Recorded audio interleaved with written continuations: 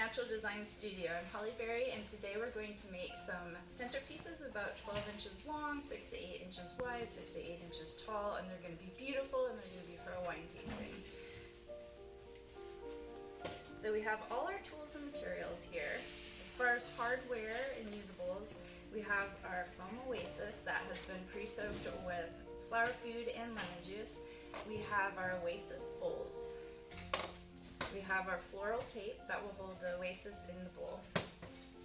We have our rose wire to help pin the moss around the bottom to help cover the hardware. We have scissors. We have a knife to cut the Oasis. You want a big, dull, broad knife. We have floral clippers and wire cutters. And a measuring tape, because our customer definitely needs the size to be exactly as she specified, and she needs all 16 arrangements to match. Over here, her color preferences were dusty pink, beige. If they had like a real dull lavender, that would also work. She specified a blue greenery, so Eucalyptus has that kind of blue tint to it. And then some Hypericum, they had peach, so that is what we're going to use. This is Limonium Misty that has a little bit of a purple tint to it as well. So we'll get started. First we're going to get our tray ready, and to do that, we're going to measure one end of the Oasis. It's pre-manufactured to fit right in the bowl like that. And then we're going to gently cut, keeping all fingers and thumbs and hand pieces out of the way of the blade. Flip it over so we have that ready to go. Next step is to put the floral tape on. This particular floral tape sticks to itself, sticks to dry plastic, but the minute it gets wet, it starts to come up, so you want to make sure to fully wrap the container and make sure the tape touches itself on the other end. Just like wrapping a present, gonna make an X over the top all the way around the bottom and back up. Again, making sure to have the tape overlap itself so it can lock on. And even when it gets wet, then it can make sure to stay. Make sure to press firmly on the plastic while you're doing this. The more contact it has with the dry plastic, the better it will stay once the whole base gets additional water. There we have it. So here is our container ready to go with the pre-soaked Oasis with the flower food and the lemon juice.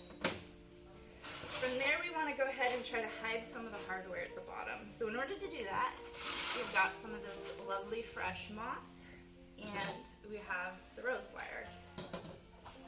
I've pre-cut tiny, about 3-inch pieces of it, and we're just going to make a staple out of it, and that's going to go on the Oasis over the tape.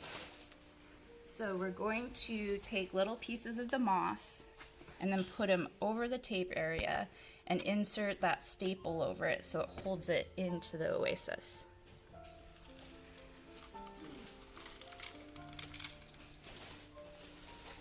And here is the first side. We're going to do all 4 sides. We want to make sure to leave a little bit of a gap in it so that the event staff can add water right after the arrangement is placed on the table.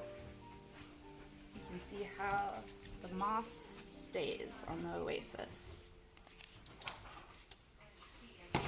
We'll go ahead and continue that on all 4 sides. At this point, we don't need to pull out the measuring tape because we can easily see that it's going to be under a foot for the base. It's when you start adding the stems and the flowers, that's where you want to make sure to measure before you cut.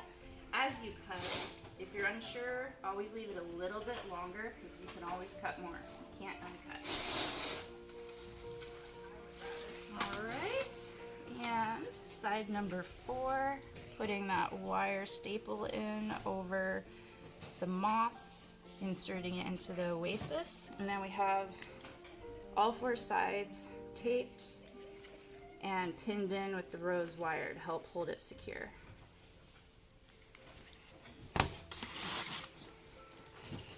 Next, we're going to add our greenery, and our primary greenery today is this silver eucalyptus with a blue tint.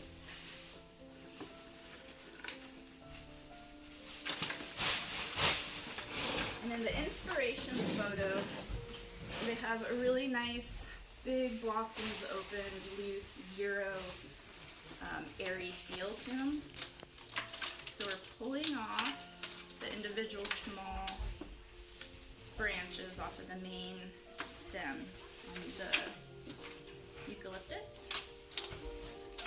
And we'll be clipping them again, so it's okay to be tearing them like that. You don't want to leave it like that though. You want to give it a 45-degree angle cut right before it goes in the Oasis, so it has full contact with the water. Here's where we are going to be pulling out the measuring tape to make sure that we don't go any longer than 1 foot or any wider or taller than 6 to 8 inches. So I'll start, since these are elongated, with the end to end. Think of like a diamond or an oval shape. Thinner in the middle, longer on the opposite side. So we're just going to start building it like that. We're going to now engage our measuring tape because we want to keep it within the client's specifications. So we're going to go ahead and shorten it just a little bit to make sure that it hits that 12-inch mark. And then we're going to measure side to side. So we can see here that if we have 8 inches max, it's going to be right up near the moss for the eucalyptus. There you go. So we'll definitely start with our short stems and tuck them in so that they're nice and secure. But you can see how it already has that loose, airy feel that the client sent us in the inspiration photos. And we're doing 2 large stems of the eucalyptus per arrangement. If we have extra afterward, we can come back and fill any areas that look like they could use a little bit more. With these longer branches, you can start at the tip and then work your way down because some of this extra leaf area can be used as a whole nother stem in here. There we go, and it's starting to fill out really nicely. So pretty. These are all around designs, so they're not one-sided, so you do want to make sure as you're building it sometimes to turn it around so that you can see your blind side that you're building as well. As you're going along, you're trying to cover the hardware, fill the holes, because by the time you get to the end, hopefully everything is covered. And that's why we started with the moss as well, just to give a really good starting point. We're gonna go ahead and check again. It looks like we're doing really good with the 1 foot long. Really good, maybe a little wide there. Sticking to that 8 inches wide. And then now we're gonna measure that height too, because they don't want it any taller than 8 inches. So we're well below that. We're more at the 6-inch mark on height. So we're doing really great with sticking with their specifications. Next, we're gonna use some of the Hypericum. These are also called St. John's wort. And we have 2 of them per design, so you want to try to keep them on diagonal or exact opposite sides from each other to help round out the design, since it is a full design on all sides. Any leaves that have damaged or broken or torn leaves, either cut it with scissors to make it look like it's a full round leaf or just pull them off. The main benefit of this is the berries, so the leaves aren't as important.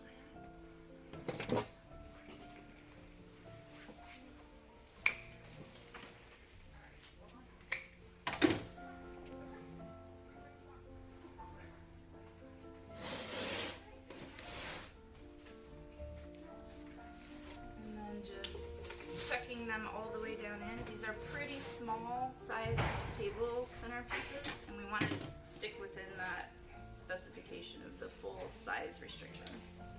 There's number 1. There's number 2.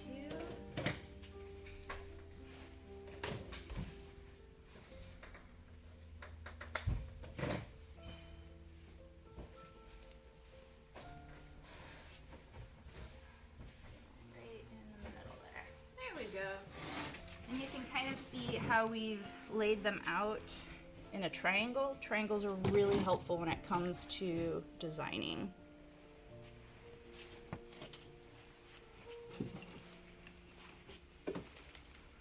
Next we will have some of our filler flower. So for our filler flower, we're using some spray roses. And these ones are like a cream light peach. It looks like they come about 4 to 5 per stem, which is really useful when it comes to making table arrangements because you can cut the individual stems if needed and get more options on where you place them. These ones actually look really good. I'm not seeing a lot of torn, dirty, or bent petals. However, if you do see those, you want to pull them off before using them.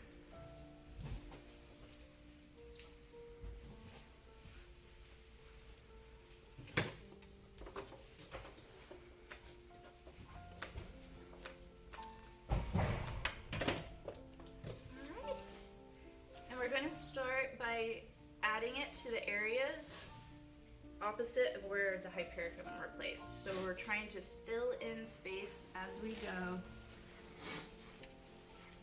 looking for zones where there isn't already a botanical, and assessing if that is the first primary best place to put the next bloom or green or stem that you're working with. So you can kind of see where we still have some holes we're aware of that we're going to have to work with. Most of the top of the design we've left open because we still have our primary focal flowers to place there, and we want to make sure there's lots of room for them on the top. And then we'll be coming back afterward with our Misty, also called Limonium, to be able to fill in any last little areas that need it. Alright, so here's our rose focal flower. These are a dusty pink 50 centimeter rose. They're nice and open. The event is tomorrow night, so these will be beautiful. You don't want to have your roses too closed during the event. They want to see it nice and huge, big blooms. We're going to use this and make it a little bit longer on the sides because we want to have that 12-inch length on these. So we'll start with that big rose, at least one on each side.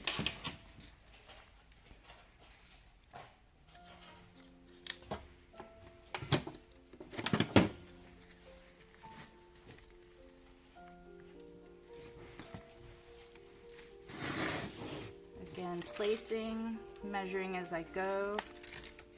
I can see that it's still within that 12-inch size. It's really easy, especially when you're doing line production, to start migrating your measurements, and they start either getting bigger or smaller as you're going from the next one. One of my favorite assistants and I joke about going flower blind when we do that. All right, and then here's the primary biggest focal flower. This is a white hydrangea. So this I've kind of saved to be able to put on the very top because it is the biggest one. It's very fluffy, and when you have a small zone that you're working with where it's only 12 inches long, 6 to 8 inches high, you don't have many places for a hydrangea to go. The leaves on this actually look pretty good. They're pretty clean. They're not super bit or torn, so I'm going to leave the leaves on this one. And we're just going to place it right on top. press down. So for this one, it did have a little bit of an oval shape. And so since we have the main 3 roses in a diagonal going this way, I made sure to make like an X with this hydrangea, so it's doing an X shape like that, again with the triangles. And that brings us to the last bloom in our recipe. So this is the limonium. This is also called Misty. One of the favorite ones among florists is the purple. If you look real close, it has teeny tiny purple buds coming out from the white. Hardly noticeable at all unless you're in the industry. But this works well for our plant because they did want some purple. But they did have a limited budget and a limited size, and so we went with this because there needed to be that last little filler flower to help round out a nice variety in the recipe. I'm going to start on this side. That's where I see the most holes. And for these, we want just the tips. And we have lots of the product, so I'm literally stripping all down except the tips. And we're just gonna go through and fill it in. Maybe pulling out the measuring tape if I'm unsure if I'm getting too tall or wide or long compared to the request.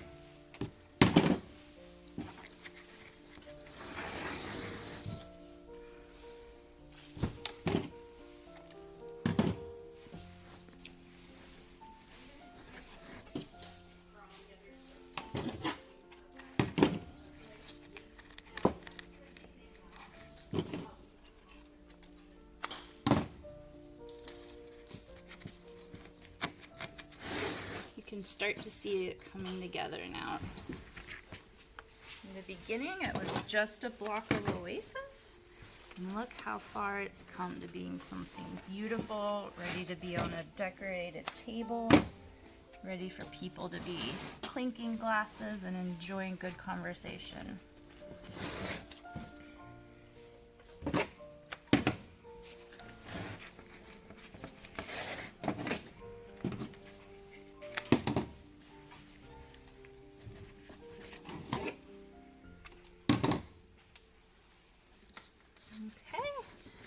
Taking a close look to see where else I need to cover any hardware that might be visible. And it does look like I can add a little bit more on this side. And I'm actually going to come back and use some of those hypericum leaves because they look really nice and they'll cover the bottom of the bowl really well.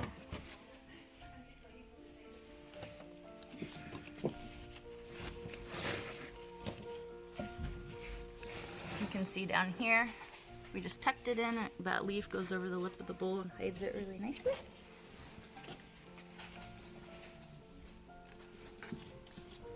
Same on this side. All right.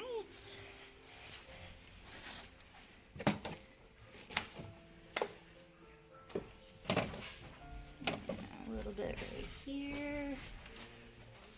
But otherwise, I think we've done really well. I'll go ahead and wipe off the table, and then you'll be able to see the arrangement a little bit more clearly without all the debris.